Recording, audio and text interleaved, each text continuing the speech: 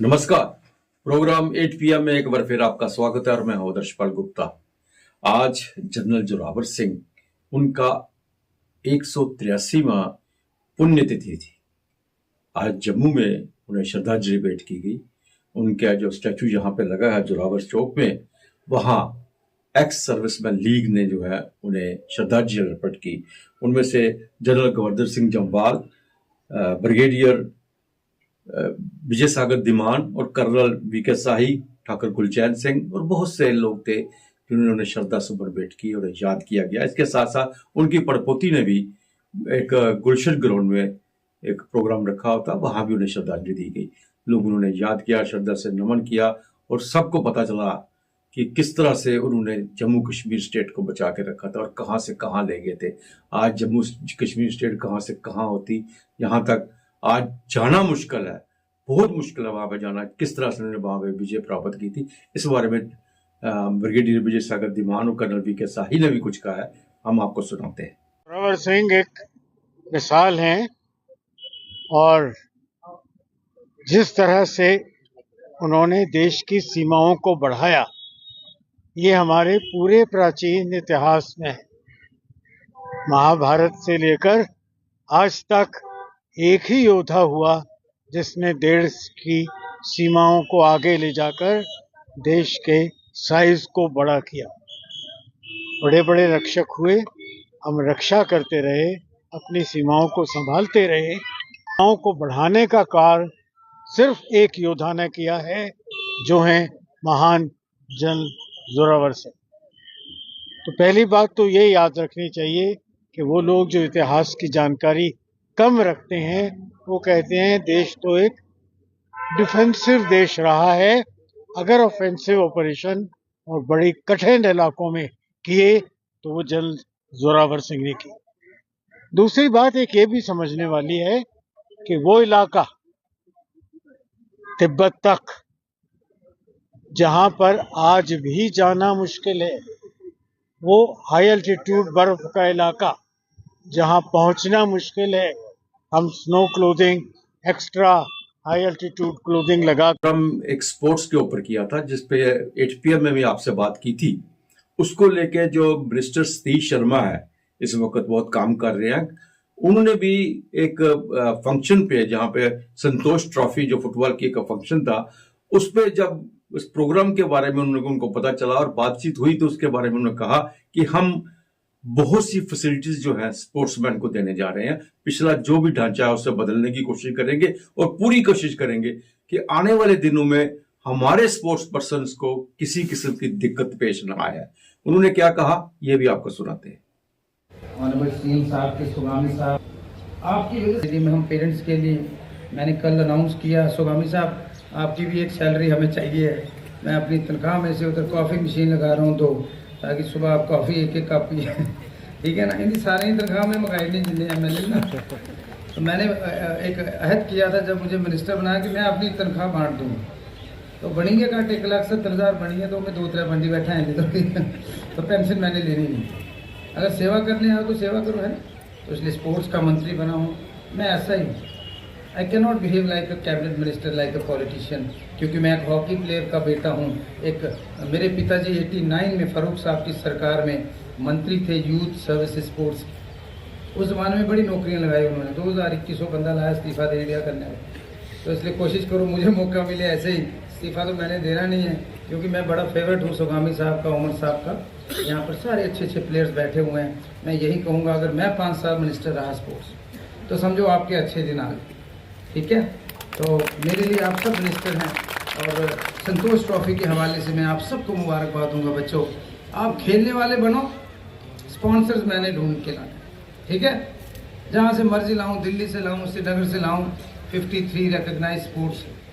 तो कोशिश करूँगा ज़्यादा से ज़्यादा आपके लिए फंड्स, जेडे मेरे कने PRO PSO बंदे ने उनकी तनख्वाह भी खर्ची नहीं, ठीक है। You make my state proud, you make my country proud, make my chief minister proud. आपको कोई कमी नहीं होगी। और आपने जो पीछे पंजाब को, हिमाचल को, लद्दाख को अच्छे स्कोर्स करके आप जीते हो, तो मैं आपको मुबारकबाद दूंगा। और जो आपको गिफ्ट चाहिए, मैं आजकल लोगों को बोलता हूँ, जब से मैं मिनिस्टर बना हूँ मेरा दिमाग ख़राब हो गया, मैं मेक अ विश दो ही जगह से विश पूरी होती है, यहाँ भगवान से तो यहाँ मिनिस्टरों से।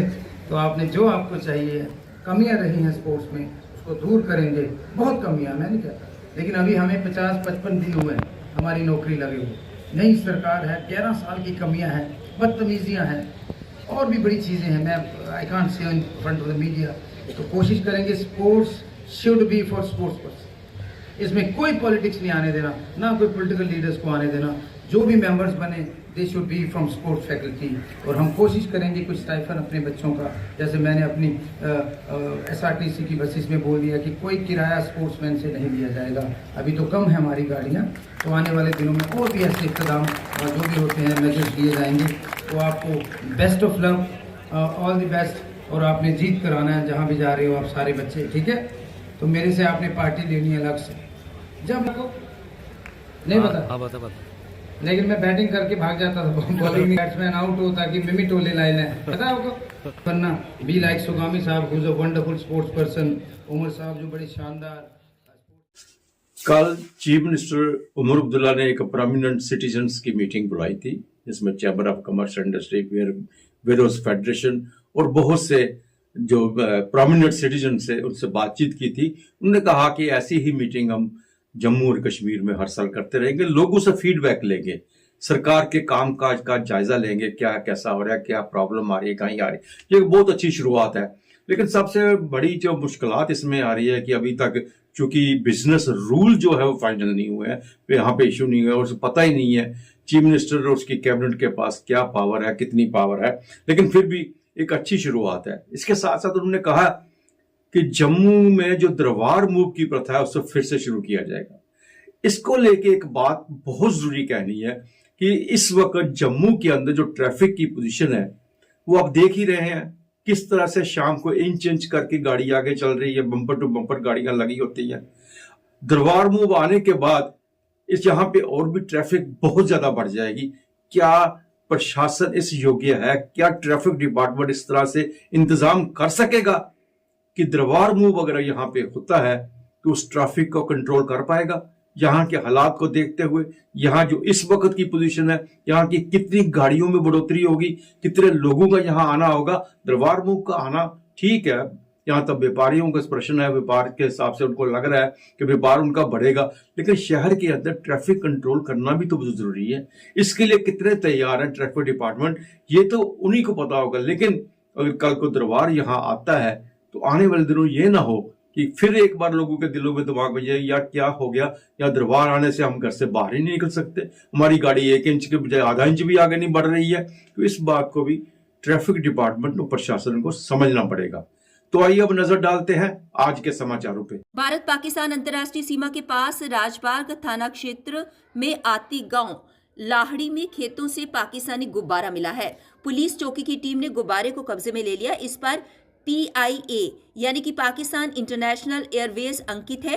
गुब्बारा मिलने के बाद पुलिस गंभीरता से इसकी जांच कर रही है। सेना ने बुधवार को जम्मू कश्मीर के रियासी जिले में एक आतंकवादी ठिकाने का भंडाफोड़ किया और भारी मात्रा में हथियार और गोला बारूद जब्त किया। राष्ट्रीय राइफल्स के जवानों को माहौर के बानक क्षेत्र में घेराबंदी और तलाशी अभियान के दौरान ये सफलता मिली।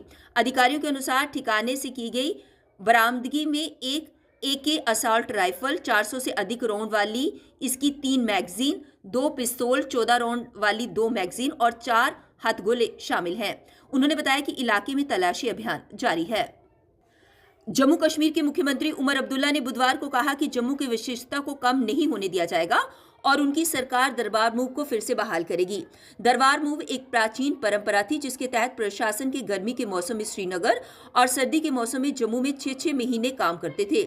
ये प्रथा लगभग 150 साल पहले डोगरा शासकों द्वारा शुरू की गई थी, लेकिन जून 2021 में लेफ्टिनेंट गवर्नर मनोज सिन्हा ने इसे बंद कर दिया था, ये कहते हुए कि सरकार अब ऑफिस में पूरी तरह से परिवर्तित हो चुकी है, जिससे हर साल 200 करोड़ रुपए की बचत हो सकती है। हालांकि इस निर्णय पर जम्मू की व्यापारिक समुदाय और राजनेताओं ने कड़ी आलोचना की थी, जिन्होंने इसे दोनों क्षेत्रों के बीच एक अहम संबंध बताया। उमर अब्दुल्ला ने कहा कि दरबार मूव एक ऐसा मुद्दा है जिसे मैं नहीं समझ पा रहा कि चुनावी अभियान के दौरान इसे क्यों नहीं उठाया गया। ये मुद्दा चुनाव परिणामों के बाद ही प्रमुख हुआ, जबकि हमने इसे अपने घोषणा पत्र और बैठकों में उल्लेखित किया था। नामुमकिन है कि हम लोग जो आज हुकूमत में बैठे हैं, हमें हर चीज़ की खबर फौरी तौर मिले। हुकूमत के फैसले होते हैं, उन फैसलों का लोगों पे असर पड़ता है। अब फैसला लेने के बाद क्या असर सही रहा या गलत रहा, उसके लिए बीच बीच में फीडबैक लेने की ज़रूरत है। हुकूमत के सिस्टम के अंदर सही फीडबैक हासिल करना कभी मुश्किल हो जाता है, क्योंकि अक्सर बेशतर आपको फिर वो लोग मिलते हैं जो सिर्फ आपकी तारीफ करना चाहते हैं। लेकिन जब सिविल सोसाइटी की इस तरह मीटिंग होती है, आम तौर पे यहाँ लोग बिना किसी एजेंडा के आते हैं। ये हुआ ना, और है इशू, समझ में नहीं आता ये इशू इलेक्शन में क्यों नहीं आया। इलेक्शन के बाद ही दरबार मूव का इशू जो है वो उभरना शुरू हुआ। लेकिन हमने अपने मंशूर में भी और बार बार मीटिंगों में ये यकीन दिलाया है कि दरबार मूव को जो है उसको रिस्टोर किया जाएगा। जम्मू की अपनी अहमियत है, जम्मू का अपना इम्पोर्टेंस है, अपनी खसूसियत है, उसको हम कम होने नहीं देंगे। जम्मू कश्मीर कांग्रेस प्रमुख तारिक हमीद कर्रा ने कहा कि राहुल जी पहले ही कह चुके हैं कि हम संसद के अंदर और बाहर जम्मू कश्मीर के राज्य के दर्जे के लिए लड़ेंगे। कांग्रेस की जम्मू कश्मीर इकाई चुनाव से पहले भी इसकी मांग करती आ रही है। देखा जाए तो अभी सभी पार्टियां पूर्ण राज्य की ही बात कर रही हैं। उन दोनों के बीच खींचतान के बीच मैं कुछ नहीं कह सकता, ये कहना है जम्मू कश्मीर कांग्रेस प्रमुख तारिक हमीद कर्रा का। और उन्होंने ये भी कहा कि अब ये हमारे लिए बहुत ही दुर्भाग्यपूर्ण है कि व्यावसायिक नियम अभी तक जारी नहीं किए गए हैं। यहाँ पे जिस वक्त राहुल गांधी जी आए और उन्होंने उस बात पे बहुत जोर दिया कि स्टेटहुड के वास्ते हम पार्लियामेंट के अंदर भी और पार्लियामेंट के बाहर भी लड़ेंगे। और इस लोकल यूनिट का आप देख रहे हैं कि पूरी शद्दोमद से इलेक्शन से पहले से हम स्टेटहुड की बात कर रहे हैं। और ये बहुत ही खुशकिस्मती की बात है, खुशी की बात है कि अब सब लोग आहिस्ता आहिस्ता उसी बात पे पहुंचे हैं जो कांग्रेस इवन इलेक्शन से पहले बोल रही थी। आप देख रहे हैं कि major political parties Aahista Aahista अब स्टेटहुड के ही डिमांड पे पहुंच चुके हैं। पुलिस बैरिकेड को तोड़कर आए गोवंश तस्करों का एक वाहन खाई में दुर्घटनाग्रस्त हो गया, जिसके परिणाम स्वरूप 2 तस्करों की मौत हो गई और एक पुलिसकर्मी सहित 2 अन्य घायल हो गए।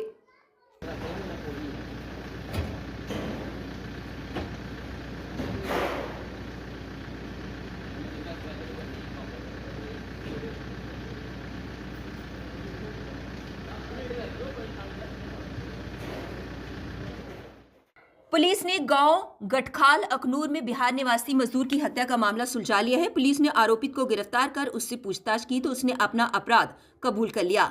हम आपको बता दें कि आरोपित बलबिंदर सिंह निवासी गठखाल का ही रहने वाला है।